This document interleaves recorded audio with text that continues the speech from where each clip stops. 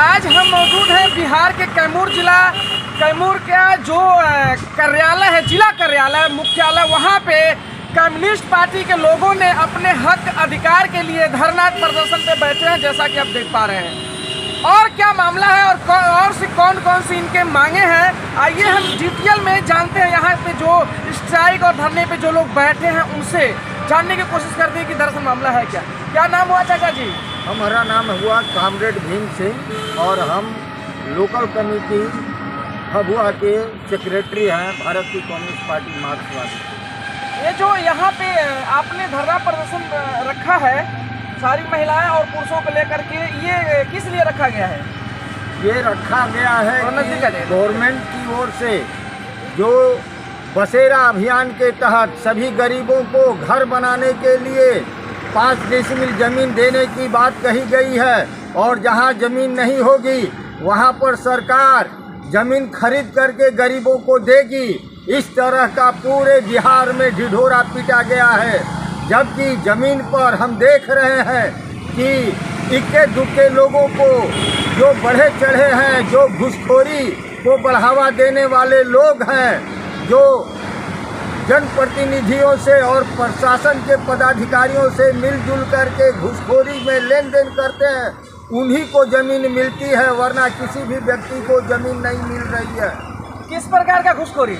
घूसखोरी है कि लाल कार्ड बनाने में उनसे पैसा लिया जा रहा है। एक लाल कार्ड बनाने में कितना पैसा लेते हैं सब? वहाँ बनाने में वो जमीन का अपना आकलन करते हैं, आकलन कर करके वो देखते हैं कि कितने लायक की जमीन है। जैसे अभी मिनिमम कम से कम 5 लाख रुपया डिसमिल है, तो उसके लिए भी पैसे का घुमा करके पैसा मांगा जा रहा है, उनको दौड़ाया जा रहा है कि ताकि वो परेशान होकर के दें।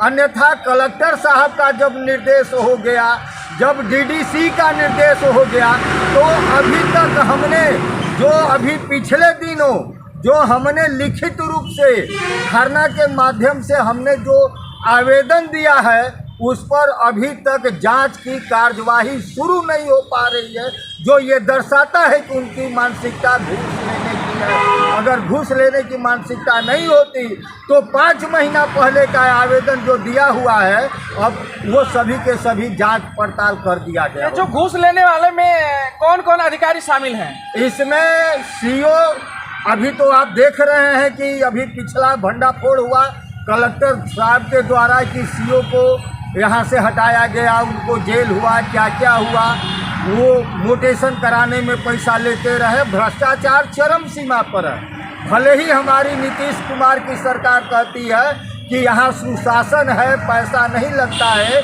लेकिन मैं दावे के साथ कहता हूँ, एक जवाबदेह व्यक्ति की हैसियत से मैं कह रहा हूँ कि बिना पैसा का कोई काम नहीं हो रहा है। चाहे वो राशन 5 किलो राशन मिलता है, उस 5 किलो में 4.5 किलो ही राशन सबको दिया जा रहा है।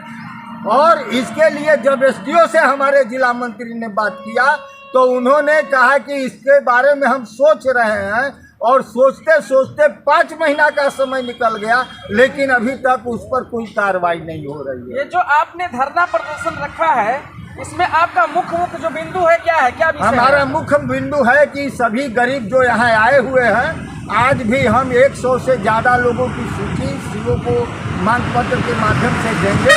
मेरा मांग है कि आवेदनों को तत्काल जो है सो जांच कराया जाए, और भभुआ वार्ड नंबर 7 में जिन लोगों को मकान के लिए जमीन लाल कार्ड दिया गया है, लेकिन उस पर अभी कोई प्रक्रिया शुरू नहीं किया गया है, न मिट्टी भरा हो रहा है, न सड़क बन रहा है, न घर बन रहा है, उसको अविलंब बनाया जाए। हमारी मांग है कि जो सरकारी ज़मीन पर लोग, जो गरीब लोग घर बना करके रह रहे हैं, वर्षों से 12 साल से ज़्यादा 50 साल तक कुछ लोग हैं बना करके रह रहे हैं, उनको बासगीत का पर्चा दिया जाए, और सरकार के ओर से जिन लोगों को लाल कार्ड की ज़मीन दी गई है, उस ज़मीन की नापी करा करके उनको दखल कब्जा कराया जाए।